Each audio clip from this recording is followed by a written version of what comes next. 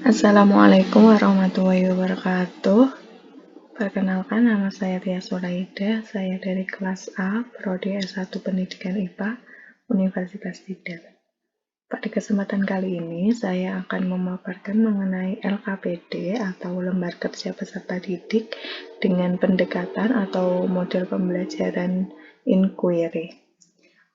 Pembelajaran inquiry sendiri yaitu pembelajaran yang melibatkan seluruh kemampuan siswa untuk mencari serta menyelidiki secara sistematis, logis, kritis, analitis, sehingga dapat merumuskan sendiri penemuannya. Terdapat 4 macam pembelajaran inquiry. Pada kali ini saya menggunakan inquiry terbimbing, di mana guru memberikan permasalahan, kemudian siswa yang menyelesaikan masalah tersebut. Pada kali ini saya akan menjelaskan LKPD terkait sistem pernapasan pada manusia dan gangguan pada pernapasannya, serta upaya menjaga kesehatan sistem pernapasan.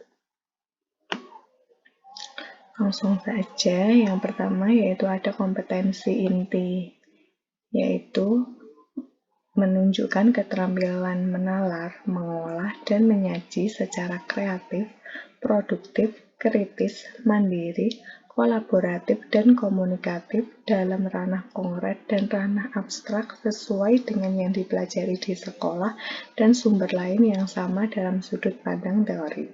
Kemudian ada kompetensi dasar dan indikator pembelajaran. Kompetensi dasarnya yaitu 4.1. Kenapa 4.1? Karena biasanya 3.1 itu berupa teori dan 4.1 berupa praktikum. Di sini yaitu KD-nya menyajikan karya tentang upaya menjaga kesehatan sistem pernapasan. Kemudian indikator pembelajarannya yaitu menuliskan laporan dan memaparkan hasil identifikasi tentang bahaya merokok bagi kesehatan. Kita lanjut ke tujuan kegiatan. Tujuan kegiatan praktikum ini yaitu peserta didik mampu mengidentifikasi tentang bahaya merokok bagi kesehatan. Kemudian yang kedua yaitu peserta didik mampu menyajikan data hasil identifikasi bahaya rokok bagi kesehatan. Kemudian di sini ada sedikit materi yang digunakan untuk membantu menyelesaikan masalah nanti, yaitu pada sebatang rokok itu mengandung beberapa bahan berbahaya seperti berikut ini, yaitu ada aseton, amonia, asam asetat, arsenik, benzena, butana, kadium, karbon monoksida, formaldehida, heksamin, lead, kemudian natvalena, metanol, nikotin, tar, dan toluena. Kemudian materi ini terkait dengan sistem pernapasan, organ penyusun sistem pernapasan, proses pernapasan, dan kelainan pada sistem pernapasan dan upaya mengatasinya.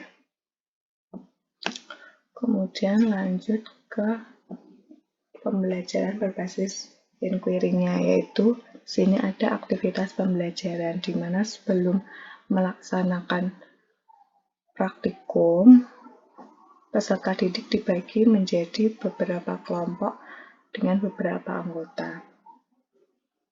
Yang pertama, peserta didik akan disajikan sebuah permasalahan. Di sini permasalahannya yaitu bahaya merokok sudah terbukti menyebabkan berbagai penyakit kronis seperti jantung koroner, kanker paru, penyakit paru obstruktif, dan stroke. Pada kenyataannya, penyakit-penyakit tersebut baru sebagian dari bahaya merokok bagi kesehatan. Pasalnya, ada banyak bahaya merokok lainnya yang tidak disadari seorang perokok. Misalnya, menurun daya tahan tubuh sehingga mereka lebih rentan terhadap penyakit infeksi. Hal tersebut cenderung terjadi secara singkat dan mungkin menyebabkan dampak kesehatan pada kehidupan sehari-hari seorang perokok. Oleh karena itu, untuk mengetahui bahaya merokok, lakukanlah praktikum berikut guna untuk upaya menjaga kesehatan sistem pernapasan. Kemudian, Selanjutnya ada rumusan masalah, di mana nanti setelah membaca orientasi masalah tadi, peserta didik diminta untuk menuliskan rumusan masalah apa saja yang diperoleh dari pernyataan tadi. Kemudian hipotesis, yaitu jawaban sementara yang diperoleh guna untuk menjawab rumusan masalah. Kemudian ada mengumpulkan data. Mengumpulkan data yaitu sebelum menguji hipotesis perlu dilakukan praktikum. Nah, praktikumnya yaitu mengumpulkan data dengan alat dan bahan yaitu botol bekas, 1 batang rokok, kapas, kardus bekas, double tip, gunting, spidol, korek api, dan penggaris. Kemudian langkah kerjanya yang pertama yaitu melubangi tutup botol dengan gunting.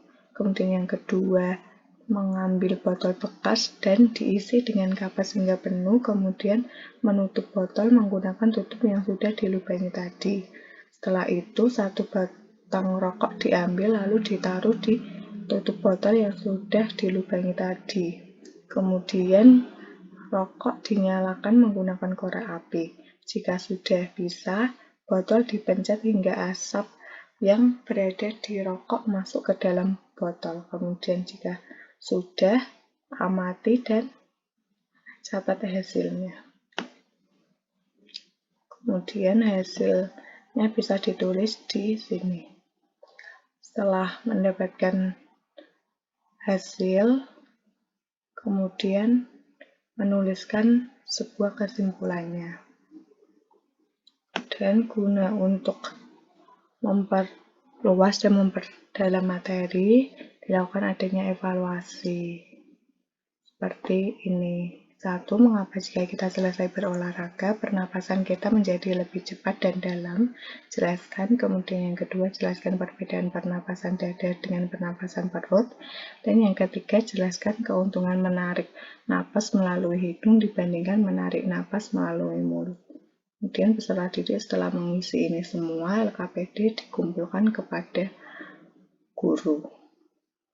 Mungkin itu saja yang bisa saya paparkan, kurang lebihnya mohon maaf. Wassalamualaikum warahmatullahi wabarakatuh. Terima kasih.